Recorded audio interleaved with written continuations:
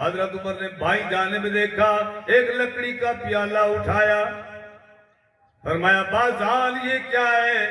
فرمایا یہ لکڑی کا پیالہ ہے۔ فرمایا اس پیالے کو کیا کرتے ہو؟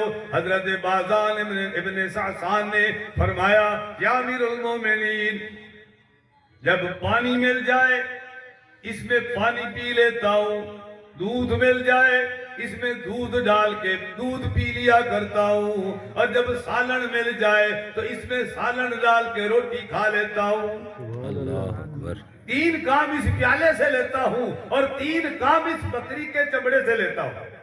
میرا بستر بھی یہی بکری کا چمڑا ہے، میرا دسترخوان بھی بکری کا چمڑا ہے، اور میرا مصلی بھی یہی بکری کا چمڑا ہے۔ سبحان اللہ۔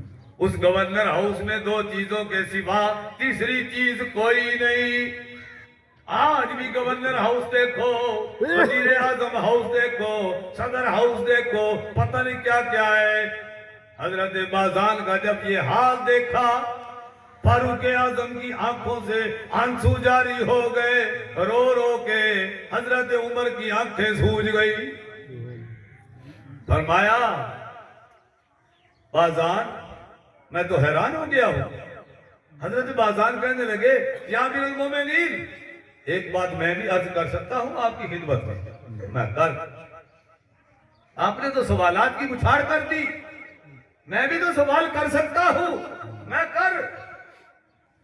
حضرت بازان نے فرمایا یا امیر المومنین، میرا سوال یہ ہے کہ آپ اچانک کس طرح تشریف لائے،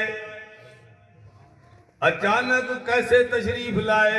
چھاپا مارا بغیر اطلاع کے، وزیر اعظم، صدر، امیر، بادشاہ پہلے اطلاع کرتا ہے، آپ نے بغیر اطلاع کے اچانک چھاپا کیسے مارا؟ حضرت عمر رضی اللہ تعالیٰ عنہ کہنے لگے بازان چھاپا اس لیے مارا کہ یہ جو ساتھی ہیں میرے، یہ شک و شبہات میں پڑ گئے تھے، بار بار مجھے کہتے بازان کیوں نہیں آیا، بازان واپس کیوں نہیں آیا، وہ گورنر واپس کیوں نہیں آیا، اس لیے میں نے سرکاری دورہ رکھا، اس لیے میں آ گیا ہوں۔ حضرت عمر رضی اللہ تعالیٰ عنہ دیکھ رہے ہیں حضرت بازان حضرت عمر کے پاؤں میں گرے۔